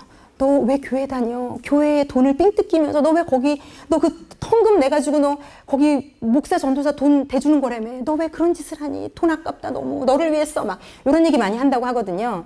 자, 제가 지금부터 이제 조금 이제 마칠 때까지 영적인 얘기를 할 건데 한번 들어보시고, 이게 지금 나를 세뇌시키고 있나? 저 사람이 지금 나를 교회에다 앉혀서 헌금을 뜯어먹고 그러려고, 지 월급을 어떻게 해결해 보려고 지금 나를 꼬시고 있나? 이게 이성을 가지셨으면 판단하실 수 있을 거라고 생각해요. 자, 보이는 세계와 보이지 않는 세계가 있다고 제가 말씀을 드렸고, 우리 인간은 영혼, 육을 가진 존재라고 말씀을 드렸어요. 그런데 보이는 세계만 알고 있는 우리에게 혼과 육밖에 몰라요, 우리는. 그러니까 이 세상에 있는 인간은 정신분석학이나 모든 곳은 혼과 육만 다룹니다. 혼과 육만 디립다 파요, 혼과 육을. 그래서 이제 그걸 누가 최고로 그래도 그나마 그 정신적인 걸 잘 팠느냐, 이게 세상의 학문이 말하고 있는 바예요. 그러니까 보이는 거랑 씨름하는 거예요, 보이는 거. 그런데 문제는 뭐냐면, 제가 계속 말씀드리지만 우리에게는 보이지 않는 세계의 영역이 있어요. 인간은 그래요. 영이라는 영역이 있어요, 영. 근데 이게 예수님을 믿지 않는 모든 자들은 그 기능을 상실했어요. 근데 이게 왜 문제냐면요, 그 다음 슬라이드 보여주세요. 이것 때문에 문제예요. 이것 때문에 심각한 문제고, 이걸 예수 믿는 분들이 생각보다 영혼에 갖고 있지 않아요. 제가 너무 목사로서 저도 그렇고, 저를 위해서도 그렇고, 죽도록 성도분들을 위해서도 기도하는 게 뭐냐면요, 모든 교회 다니는 분들이 보이는 세계에 90% 이상 집중해요. 그리고 하나님께 하는 기도도 다 보이는 세계와 연관된 거예요. 혼과 육을 위한 거. 아닌 분 좀 손 들어보세요. 아닌 분. 그래서 우리가 예수를 믿고도 변화도 없고 달라지는 것도 없고 여유도 없고 넉넉하지 않은 거거든요. 그런데 하나님이 보실 때 순서가 있어요. 이게 문제예요. 여기서부터 모든 문제가 발생이 된 겁니다. 하나님이 보시는, 만드신 분의 입장에서는 이 모든 영혼 육에는 순서가 있어요.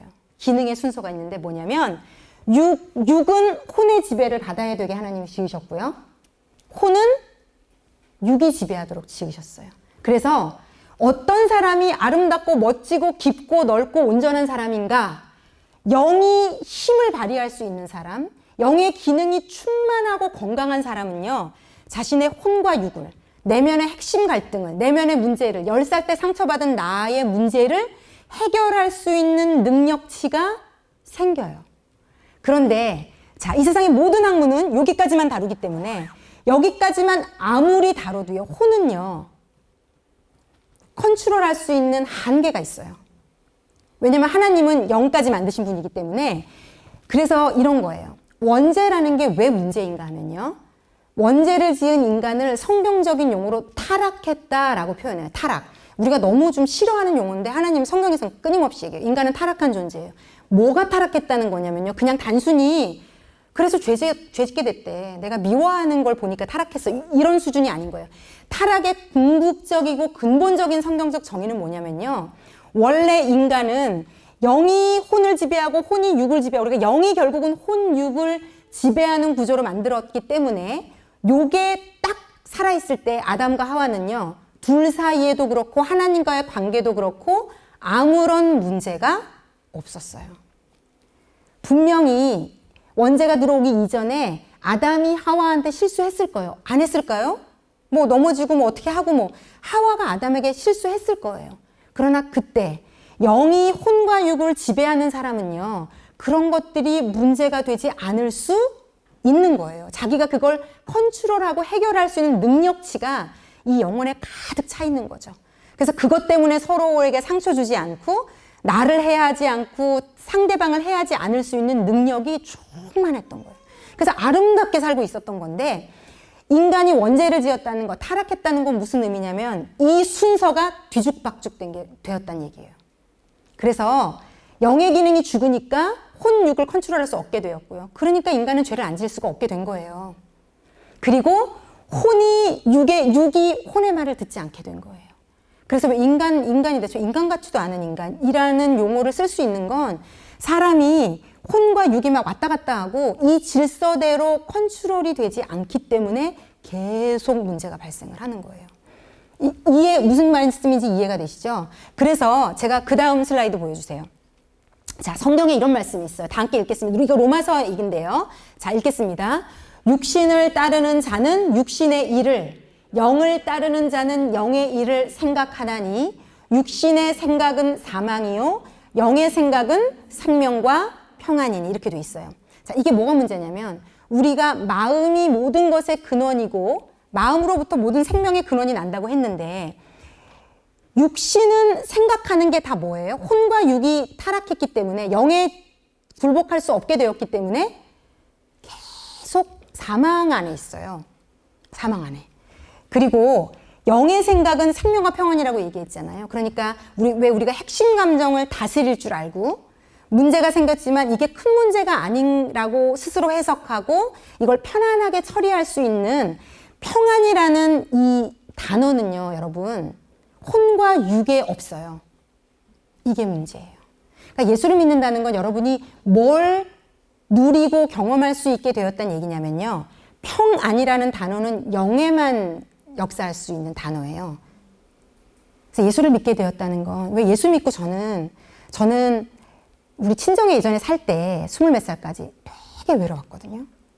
뭔지 모르지만 엄마 아빠랑 같이 있어도 외로웠고, 뭔지 모르지만 불안했고, 그러니까 사망을 누가 사망이라고 규정해 주지 않았지만 제 마음은 그냥 지옥이었던 것 같아요. 불안정하고 외롭고 두렵고 짜증나고 신경질 나고 불평 불만에 막. 그런데 제가 예수를 믿고 진짜 많이 바뀌었는데 보니까 영이 살아난 만큼 생명과 평안이 공급되기 시작해서 그래요. 그런데 이렇게 그럼 질문하시고 싶을 거예요. 그러면 왜 저는 교회를 다니고 예배도 드리는데 이게 잘 안 될까요? 이건 이 영혼 육 중에 누가 헤게모니를 잡고 있느냐의 차이예요. 그래서 자, 그 다음 슬라이드 보여주세요. 예, 이렇게 나뉘기 때문에 그래요. 근데 이게요, 교회를 다녀도 육에 속한 사람이 있고요, 교회를 다녀도 혼에 속한 사람, 그리고 예수를 믿어서 영에 속한 사람이 있는데 이게 교회만 다닌다고 영에 속한 사람이 다 되는 게 아닌 거라서 문제예요. 저는 그냥 교회를 다니면 영에 속한 사람으로 전환이 되는 건 줄 알았어요. 예수님 믿겠습니다 하고 교회에서 하라는 걸 하면 어느 날 갑자기 영에 속한 사람으로 내가 전환이 돼서 내가 그냥 좋은 사람이 되는 건 줄 알았는데 그게 아니에요. 그걸 아셔야 돼요. 이게 제가 속한이라는 단어로 표현했는데 이게 다른 단어를 쓰면 속한을 강한으로 바꾸시면 돼요. 강한. 그러니까 육이 강한 사람이 있고요. 혼이 강한 사람이 있고 영이 강한 사람이 있는데 유독 은혜와 아량과 도량과 어떤 저 사람 참 예수님 잘 믿는 좋은 사람이라고 느끼는 건 어떤 분이어서 그러냐면 이 영이 강한 사람이어서 그래요. 영이 강해서 자신의 혼과 육의 문제들을 계속 그 평안으로 해결하고 있는 거예요. 그러니까 억지로 참는 혼에 속한 사람은 억지로 참아서 억지로 참는 것과 영이 참는 게 왜 뭐가 다르냐면요. 억지로 참는 건 나타나게 돼 있어요. 폭발을 하거나 이게 폭발이 안 되면요. 반드시 육체의 병으로 옵니다. 많은 분들이 저는 현대의 모든 질병이 그러니까 많이 참는 분들이 병이 많아요. 그러니까 자기의 육체의 어떤 곳에 문제가 생길 만큼 누르고 참은 거예요. 그러니까 이게 이 안에서 터진 거죠.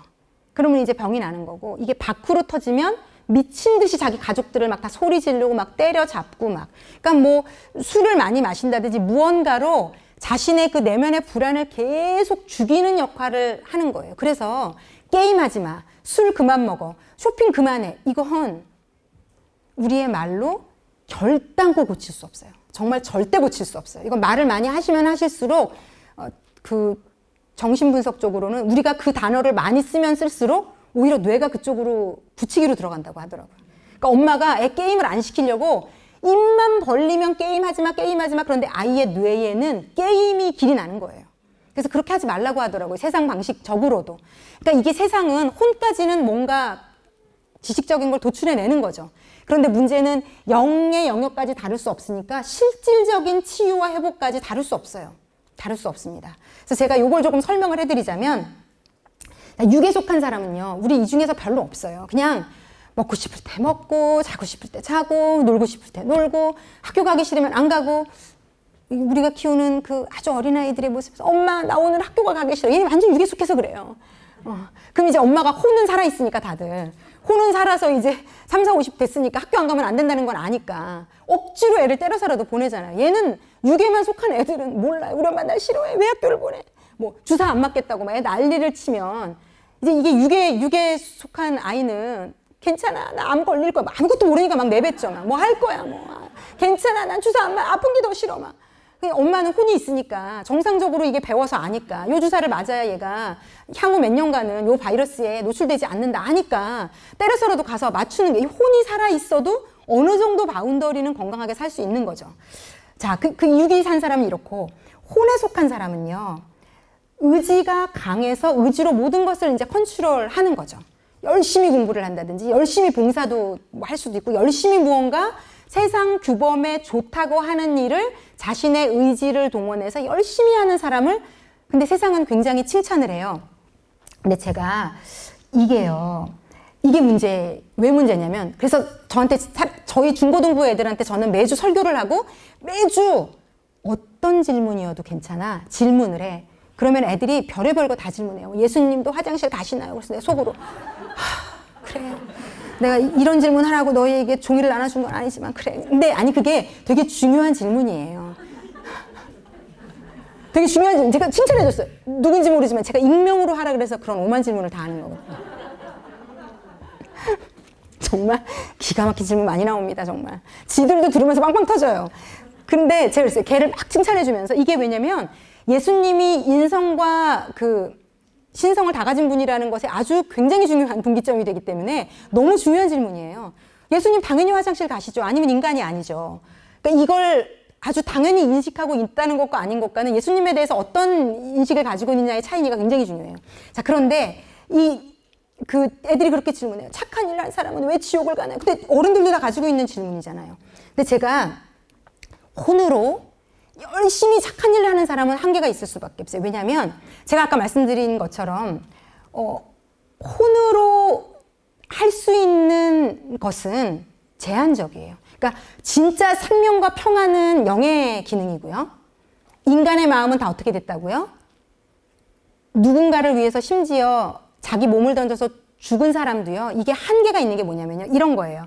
제가 요걸 이게 좀 이해가 되시게 하려고 나름 정말 이게 열심히 고민을 했는데 이제 이런 수준이라고 보시면 돼요. 예를 들어서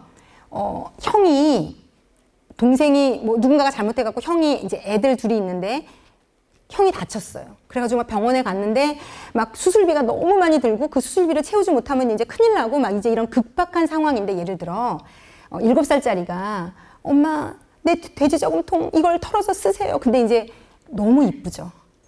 너무 기특하죠. 그게 잘못됐다는 게 아니에요. 너무 기특하지만 얘는 실제로 형을 도울 수 있다 없다 그 돈으로 도울 수 없어요. 그 저금통을 열어봤더니 10원짜리가 가득 차서 계산을 해봤더니 14,000원 나온 거예요. 그러면 엄마는 걔를 안아주고 잘했다 칭찬할 수 있지만 얘는 형을 살리는데 그래서 결국은 도움을 줬다 못 줬다? 1도 못 줘요. 그러니까 이 말이 하나님의 수준에 그렇다는 거예요. 우리가 어떤 선을 이 땅에서 우리가 행해도요. 그 선은 나쁘다는 게 아니에요. 하나님이 너는 선을 행했지만 나쁘다 이게 아니라 그 선은요. 궁극적으로 누군가를 살리는데 일을 할 수 있다 없다? 못해요. 그래서 그 선만 가지고 천국을 보내주느냐 마느냐 운할 수 있는 수준이 아니에요. 한 명도 못 살립니다. 우리의 선으로는. 한 명도 못 살려요. 그래서 하나님이 예수님이 이 땅에 오셔서 하나님만이 하실 수 있기 때문에 온 인류를 살리는 그 수준을 하신 거예요. 우리는 한 명도 못 살려요. 이게 문제인 거예요. 그래서 저 사람 진짜 저렇게 착한 일을 하고 있는데 그러니까 애 중에 애가 저금통 뜯어봤더니 1,400원 나왔냐 15,000원 나왔냐 10만 원 나왔냐 차이예요. 우리는. 쟤는 10만 원 나왔으니까 왜 쟤는 근데 쟤는 다르잖아요. 안 다른 거예요. 이 위에서 보면 1,400원 내놓은 애나 10만 원 자기 일생을 모은 돈을 내놓는 애나 그 돈으로 못 살려요. 누구도. 병원에 있는 한 사람도 못 살려요. 그 돈으로. 하나님 심정은 이런 거예요. 우리의 선함이 나쁘다는 게 아니에요. 그 선함으로는 아무것도 못하는 게 문제인 거예요. 무슨 말씀인지 좀 이해가 되세요? 그래서 착한 사람인데 왜 천국 안 가요? 이건 그 수준이 어떻게 설명할 수 없는 수준이라서 그래요. 자, 그런데 이 혼에 속한 사람이 뭐가 문제인가 하면요. 제가 여기서 이건 너무 계속 말씀드리는 이유가 혼을 열심히 컨트롤하는 사람들이 결국은 가는 지점이 바리새인이 가는 길을 가는 거예요. 열심히 일해서 열심히 지켜서 자기의 수치심과 상처와 내면의 아이를 다 덮은 그래서 제가 아까도 말씀드렸지만 예수님이 가늠한 여자나 바리새인이나 우리는 완전히 다르잖아요. 이 방 안에 동성애자가 만약에 와 있어요. 우리는 그 사람하고 나하고 완전히 다르다고 생각해요. 그런데 그게요, 한 끗 차이예요. 저는요, 그래서요, 제가 예수 믿고 이 제 마음이 어디까지 부패할 수 있는지를 알고 나서부터는 뉴스나 신문지상에 나오는 이상한 사람들 욕하지 않아요. 저 환경에서 저렇게 부모에게 처절히 핵심 감정을 무시당하고 정서적 밥을 아무것도 못 먹고 저렇게 비참하게 살면 인간은 어디까지도 갈 수 있는 거예요. 영은 이미 죽어 있고 혼은 만신창이로 짓밟혔는데 당연히 자기가 자기를 컨트롤할 수 없죠. 우리 다 마찬가지예요. 근데 우리의 착각은 내가 혼이 살아서 잘 컨트롤하고 있는 것으로 만족을 구하고 하나님께도 그걸로 칭찬을 받을 수 있다고 착각하는데 그렇지 않아요. 그는 드러난 거고 우리는 감추고 있는 것일 뿐이에요. 그래서 예수님이 오셨을 때 바리새인들이 예수님을 죽도록 미워한 이유는 예수님이 동성애자나 너네나 똑같애라고 말했기 때문이에요. 예수님이 가늠한 여인이나 너희나 똑같다고 말했기 때문이에요. 예수님이 형편없이 엉망으로 사는 그지같이 사는 그 사람과 나를 동일하다고 말씀하셨기 때문에 그럼 지금 내가 이렇게 수고하고 애쓰고 헌금하고 봉사하고 헌신하는 게 지금 아무 의미가 없다고? 지금 저렇게 그지같이 사는 쟤랑 나랑 똑같다고? 인정할 수가 없는 거예요. 근데 이건 한 끗 차이고요. 오히려 예수님께는요, 어떤 분들이 더 끔찍하냐면 자신의 혼을 강화시켜서 열심히 종교 생활을 하고 있는 분들이 예수님은 더 힘든 거예요. 예수님이 그랬잖아요. 회칠한 믿음이고 독사의 자식이고. 이게요, 심리학적으로요, 너무 놀라운 말인 게요. 회칠한 무덤이라는 게 뭐냐면요, 여러분. 이스라엘은요, 우리나라처럼 이렇게 분봉을 하는 무덤이 아니에요. 무덤의 종류가 여러 가지가 있는데 예수님처럼 동굴을 뚫어가지고 넣는 무덤도 있고요. 회칠한 무덤은 바닥에 평평한 바닥을 파가지고요. 시신을 넣고 그거를 일반 길과 똑같이 만들어요. 그러니까 시체는 있는데 아무도 겉으로만 봐서는 알아볼 수 있다 없다? 없는 거예요. 그러니까 예수님이 그 얘기를 한 거예요. 너는 지금 속은 다 썩어 있는데 겉만 괜찮다고 얘기하는 거야. 그건 진짜 더 끔찍한 거야 라고 말하시는 거예요. 회칠한 무덤. 칠을 해서 겉으로는 아무도 못 알아보는데 다른 사람들은 심지어 박수까지 쳐줘요. 어떻게 이렇게 성경을 많이 읽으세요? 어떻게 이렇게 기도를 많이 하세요? 어떻게 이렇게 금식까지 하시고 누군가를, 이 모든 게 다 나쁘다는 얘기를 하고 있는 게 아니에요. 그거를 자기가 열심히 혼으로 하면 누군가를 정죄하고 비판해요. 그래서 확인하실 수 있어요. 내가 누군가를 정죄하고 비판하고 있다면 많은 퍼센티지가 혼으로 하고 있는 거예요, 지금 내가. 영의 기능이 살아있어서 하는 사람은요, 누군가를 비판하지 않더라고요. 왜냐하면 영은 뭐냐면요, 이게 영이 산 사람, 그 다음 슬라이드 보여주세요. 영이 살아있는 사람에게는 이건 영이 살아있는 사람만 나와요. 우리 다 함께 읽어보겠습니다. 오직 성령의 열매는 사랑과 희락과 화평과 오래 참음과 자비와 양선과 충성과 온유와 절제니 이 같은 것을 금지할 법이 없느니라.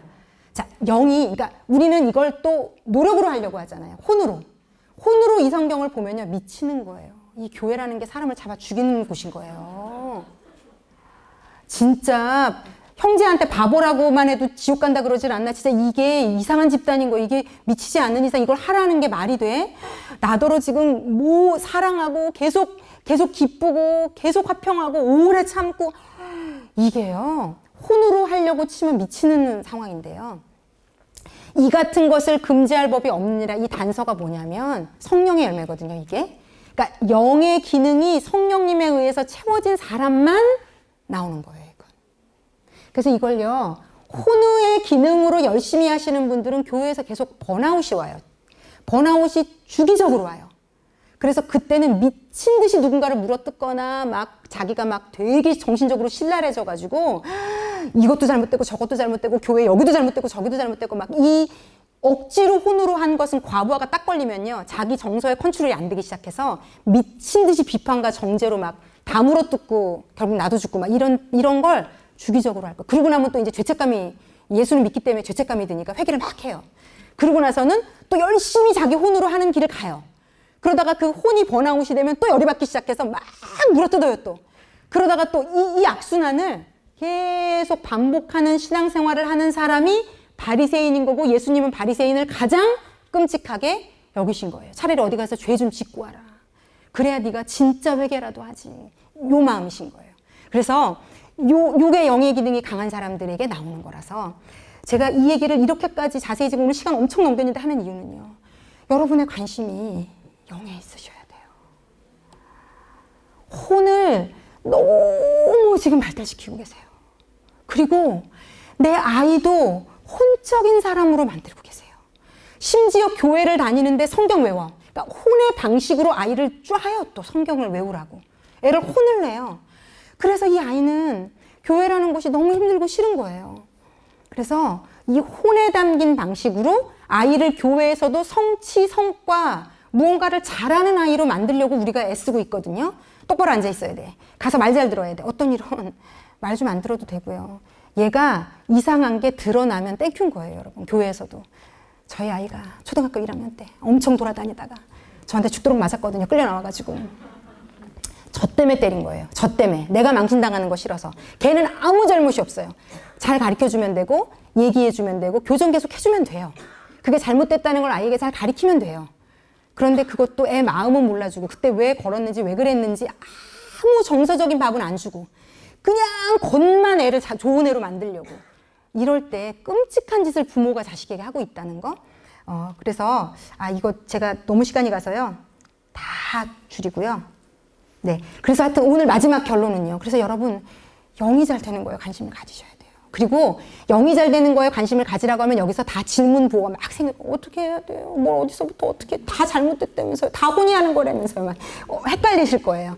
자, 그래서 아주 오늘 중요한 정의 하나만 마지막으로 정리를 해드리면 성경에 보면 이 영이 살아야 되는 것을 기준으로 성경을 보기 시작하면요. 하나님이 뭘 하라는 게 보이지 않아요. 하나님이 뭘 하라는 게 성경을 볼 때마다 많이 보이시면 혼으로 읽으셔서 그래요. 혼이 읽으면 하나님은 이것도 싫어한대. 요걸 하래. 그래서 그게 계속 머리에 별표가 되거든요. 그런데 이게 영으로 말씀을 보게 되면 뭐가 보이냐면 하나님은 계속 마음 얘기를 하고 계세요. 성경의 그 마음 얘기를 따라가 보세요. 하나님은 계속 마음 얘기를 하고 계세요. 마음. 그래서 여러분이 진짜로 하나님을 만나야 되는 거는 뭐냐면요. 하나님이 우리에게 하시는 건 그래서 뭐냐면요. 자라는 애를 내가 칭찬하는 구조가 아니에요. 죄송하지만. 하나님은요. 정서적 밥을 내가 먹일 테니 네가 제발 좀 순순히 받아 먹어라가 하나님의 첫 시작이에요. 그러니까 하나님은 우리가 뭘 하든 나는 너를 그냥 사랑해. 나는 네가 너무 좋아. 나는 네가 너무 세상에서 누구와도 너를 바꿀 수 없고 이제 이런 거 계속 하고 계시는데 우리가 아버지 그건 됐고요. 저 이걸 잘해야 돼요. 요걸 잘해야 돼요. 하나님 그건 됐고요. 그건 나중에 하세요. 제가 지금 요걸 교회에서는 어디 뭔가 성취 업적 결과에 매여서 하나님이 주겠다는 정서적 밥을 계속 우리가 거절하고 딴 데를 보고 있어요. 근데 여러분 명심하셔야 되는 건 이 우리가 부모로부터도 채용받지 못한 이 정서적인 밥은 오직 하나님으로부터만 받을 수 있어요. 그리고 제가 어떻게 치유가 됐나 봤더니 하나님으로부터 우리 부모가 정서적 밥을 줘봤자 마음이 부패한 인간이 주는 정서적 밥이거든요. 근데 그거라도 먹으면 낫죠. 근데 이제 그것도 못 먹은 사람이잖아요, 저는. 그런데 이 부모를 100만 배 뛰어넘는 분이, 나를 만든 분이 나에게 정서적 밥을 주니까 제가 역으로 나의 육신의 아버지를 용서하고 사랑한다고 말하고 제가 저희 친정아버지가 작년에 이제 5월에 돌아가셨는데 제가 딱 이틀 마지막 저희 아버지 임종 직전에 하나님이 함께 있게 해주셨어요. 정말 너무 하나님께 감사해요. 근데 그때 제가 아빠 손을 잡고 그렇게 저로서는 상상할 수 없는 아빠에게 얘기를 해드렸어요. 아빠 거의 이제 막 왔다 갔다 하실 때거든요. 어쨌든 좀 깨어 있다가 아빠 그러면 의식도 있었다가 아니면 또 이렇게 다 의식 막 저 편으로 깔아앉으셨다가 그래서 괜찮으실 때 아빠 말을 잘 못하시니까 내가 얘기하는 거 잘 들으세요 그랬더니 고개를 끄덕끄덕 하셔서 아빠 이 땅에 내 아빠로 와줘서 너무 고맙고 내 아빠로 사시느라고 너무 수고하셨어요 라고 말씀해드렸거든요. 이게 제가 얼마나 아빠를 미워했는지 아시면 이건 기적이에요. 정말 병에서 나은 게 기적이 아니라 이런 마음을 가질 수 있는 게 기적인데요. 영이 살아서 내 혼과 육을 치유하니까 내 혼에 그렇게 많은 상처를 줬던 아빠를 용서하더라고요. 왜? 제가 안 거죠. 내 혼은 원래 부패했더라고요. 우리 아빠가 아무 짓을 안 해도요. 태어날 때부터 혼이 부패한 상태로 태어났더라고요. 근데 우리는 그걸 아빠 탓이야, 남편 탓이야, 자식 탓이야, 교회 누구 탓이야로 자꾸 돌리는데 우리는요. 만물보다 부패한 것은 마음이라. 우리 자체가 원죄 이후로 타락해서 영의 기능은 없고 혼과 육만 살아서 이미 우리는 부패한 채로 태어났어요. 그래서 제가 안 거죠.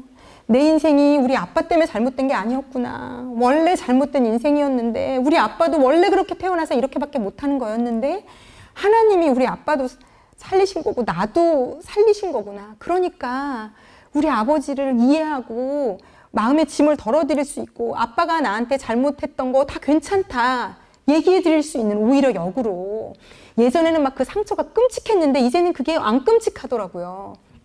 그래서 여러분 하나님은 정서적 밥을 주는 분이에요. 우리 아버지는.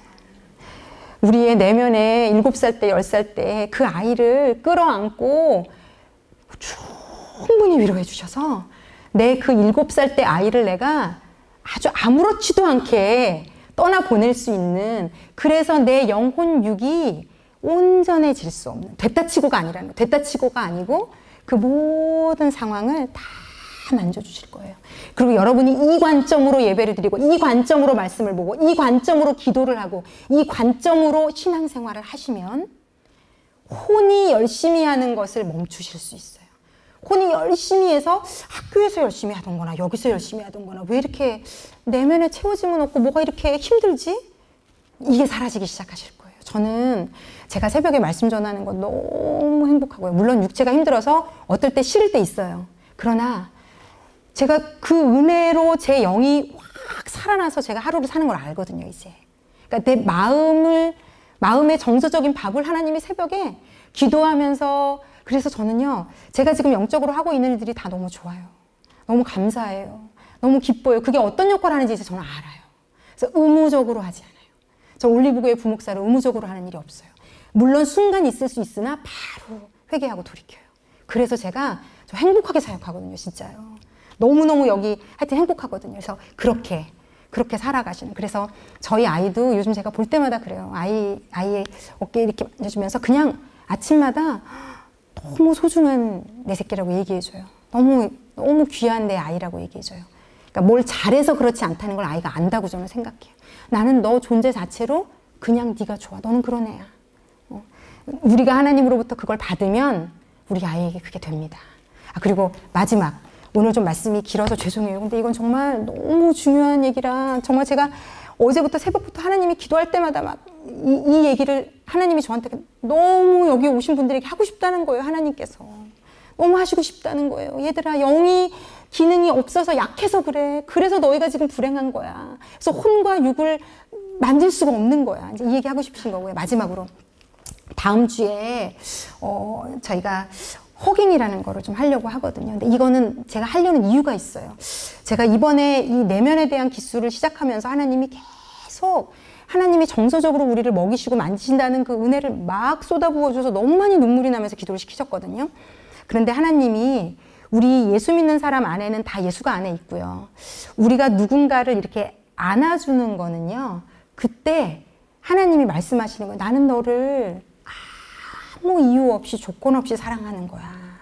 그걸 우리 예수 믿는 형제 자매들을 통해서 이렇게 서로 전달을 하는 역할을 하시는 거거든요. 그래서 저는 여기서 원래 이제 허깅이 이제 굉장히 부담스러운 분이 있을 거예요. 저는 처음에 교회에서 이 허깅을 배우고 할 때 도망 다녔어요. 왜냐면 막 어떤 사람이 나를 안고 우는데 너무 부담스러운 거예요. 또 왜 부담스러웠냐면 이게 한참 안고 나면 서로 이제 마지막에 이제 떨어져서 서로 보잖아요. 나는 아무 감동이 없는 거예요. 이 사람은 막 울고 나는데 그때부터 생각해요. 나도 울어야 되는데 이 사람은 이렇게 울고 어떡하지? 이 사람은 눈물이 막 젖어갖고 나를 쳐다볼 텐데 막 말똥말똥한 나를 볼 걸 생각하니까 그 사람한테 너무 미안한 거예요. 그래서 어릴 때 신앙생활할 때 요 수련회 같은 데 갈 때면 아버지 저도 눈물 좀 나게 해주세요. 너무 괴로워요. 그 시간이 너무 괴로웠어요. 너무 어려웠어요. 그리고 왜 울지? 이 사람 그게 이해가 안 됐어요. 뭐 때문에 울지? 내가 불쌍해 보이나? 하여튼 이 해석이 안 됐어요.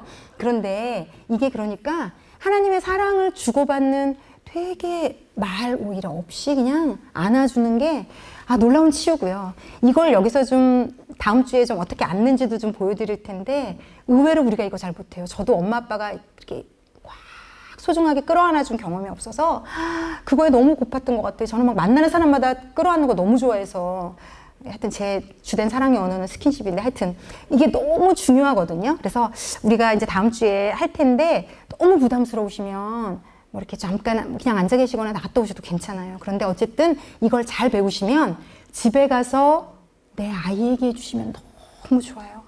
아이에게 해주시면 너무 좋아요. 아무 말 안 해도 돼요. 그냥 엄마가 꽉 끌어안아주면요. 아이가 다 읽을 거예요. 뭐지? 우리 엄마 나 사랑하나 봐. 이걸 느껴요. 애들이. 우리 말로는 제가 그랬잖아요. 행위 위주로 칭찬해 버릇해가지고 못한다고. 얘를 뭘 칭찬하나 막 이럴 텐데 안아주는 건요. 아무 말도 안 해도 돼요. 애들이 뭐 좀 큰 애들이면 모르겠습니다. 알아서 하시고 어떻게 어색해할 것 같으니까 알아서 하시고요. 그래서 그렇게 좀 안아주시고 그게 좀 잘 연습이 되시면 이제 모르겠어요. 우리 배우자들도 아마 할 수 있으면 굉장히 좋을 거다. 웃음 나시죠? 생각만 해도 기가 막히셔서. 네, 하여튼. 자, 그래서 다음 주에는 우리 허깅이라는 걸 할 거고, 그래서 제가 약 발라드리는 거예요. 다음 주에 너무 당하고, 여기 뭐 이런 걸 시키고 이래. 정말 너무 당황스럽다. 막. 갈수록 가관이다. 막 이러실까봐.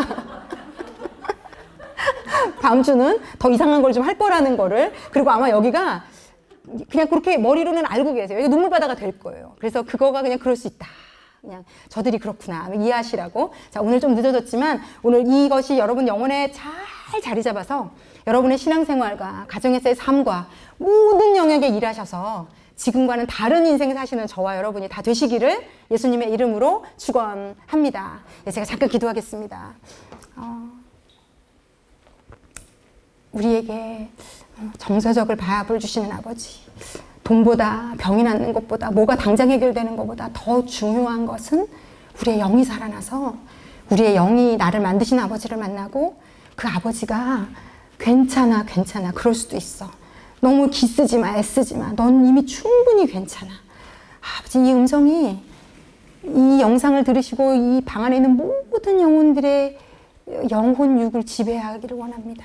하나님, 우리에게 정서적인 밥을 주시는 아버지의 그 사랑을, 그 따뜻함을 모두 만날 수 있기를. 그래서 그 따뜻함과 사랑의 힘으로 우리의 삶을 바라볼 수 있도록, 그래서 그 생명과 평안이 나를 이끌어가는 그런 인생 살 수 있도록 아버지, 우리의 인생을 축복하시고 인도해 주십시오. 감사를 드리며 예수님의 이름으로 기도했습니다. 아멘.